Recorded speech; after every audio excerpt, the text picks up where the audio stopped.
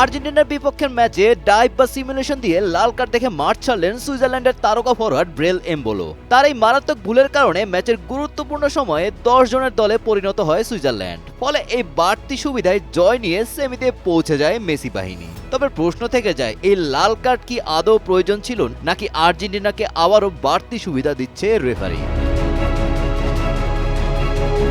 ম্যাচের 72 মিনিটে এই নাটকীয় ঘটনা ঘটে। আর্জেন্টিনার মিডফিল্ডার লিয়ান্দ্রো পারেদেসের সঙ্গে একটি চ্যালেঞ্জের পর এমবালো বক্সের কাছে মাটিতে লুটিয়ে পড়েন। রেফারি হুয়াও পিনহেরো প্রথমে পারেদেসকে ফাউলের জন্য হলুদ কার্ড দেখান। তবে আর্জেন্টিনার খেলোয়াড়দের আপত্তির মুখে ভিডিও অ্যাসিস্ট্যান্ট রেফারি বা ভিএআর প্রযুক্তির সাহায্য নেওয়া হয়।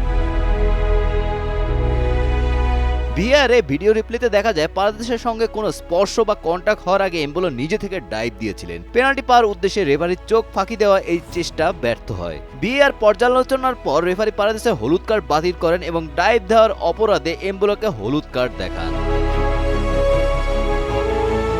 ম্যাচের প্রথমার্ধে একটি ফাউলের জন্য ইতিমধ্যে একটি হলুদ কার্ড পেয়েছিলেন এই সুইস স্ট্রাইকার। ফলে দ্বিতীয় হলুদ কার্ডের পর নিয়ম অনুযায়ী রেফারি তাকে লাল কার্ড বা মাঠ ছাড়ার নির্দেশ দেন। এই সিদ্ধান্তের পর কান্নায় ভেঙে পড়েন এমবোলো। তবে রেফারির করা সিদ্ধান্তের কারণে তাকে মাঠ ছাড়তেই হয়। তার এই নাটকে ডাইভ ফুটবল বিশ্বে বেশ সমালোচনা জন্ম দিয়েছে। এদিকে 10 জনের পরিণত হওয়া সুইজারল্যান্ড শেষ পর্যন্ত 3-1 গোলে হেরে যায় আর্জেন্টিনার কাছে।